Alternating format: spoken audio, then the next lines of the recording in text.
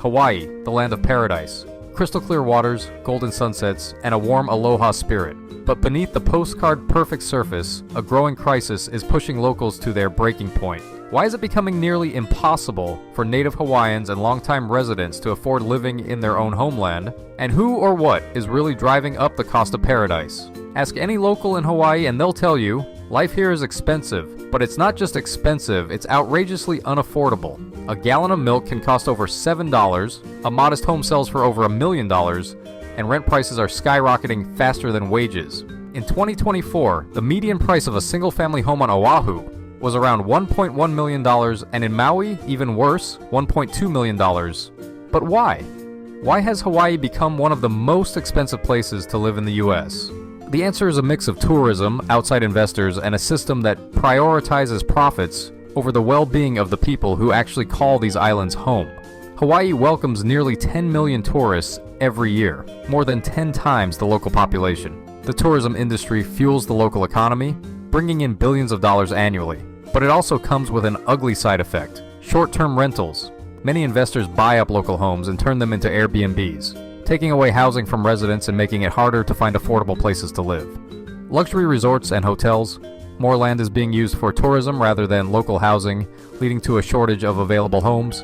Inflated prices. Businesses cater to tourists willing to pay more, driving up the cost of food, gas, and everyday goods. Tourists aren't the only ones pushing up prices. In recent years, wealthy mainland investors and billionaires have been buying up land at alarming rates. People like Mark Zuckerberg, Oprah Winfrey, and Larry Ellison own thousands of acres of land in Hawaii. Property that could have housed local families, but is instead turned into private estates and exclusive retreats. Zuckerberg alone owns 1,500 acres in Kauai and has been buying more. His reason? Preserving the land. But for many locals, it feels like another example of the rich taking what they want, while native Hawaiians and multi-generational families are forced to leave. For native Hawaiians, this isn't just a housing issue.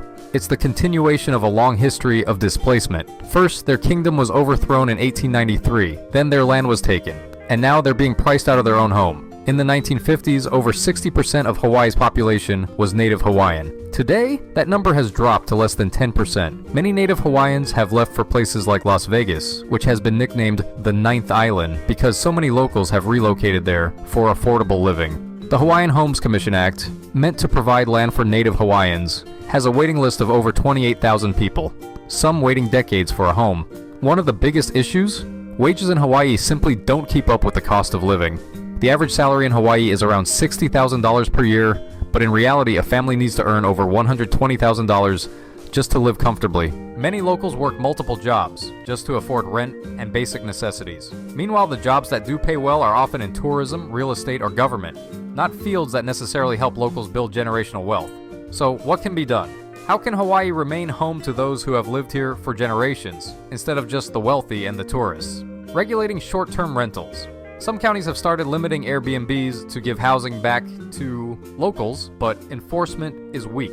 Stronger action is needed. Affordable housing development. More homes need to be built for locals, not just luxury condos for investors. Higher wages and job opportunities. Investing in industries outside of tourism and real estate can create better paying jobs.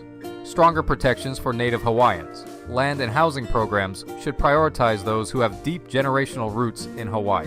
Community-led initiatives. Locals are already fighting back with buy back the block efforts, where communities pool resources to buy land before outside investors can. But is it enough? Or is Hawaii heading toward a future where only the ultra-rich can afford to stay?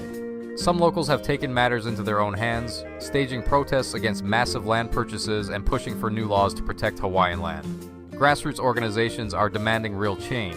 But for every step forward, big money and politics seem to push things 2 steps back. At what point does Hawaii stop being Hawaii? When does it become just another playground for the wealthy? A place where locals are nothing more than workers catering to the elite? The time for action is now. If nothing changes, the Hawaii we know and love may not exist in 20, 30, or 50 years. So what do you think? Is Hawaii on the brink of losing its soul? Or is there still hope for the people who call this paradise home? Let me know your thoughts in the comments.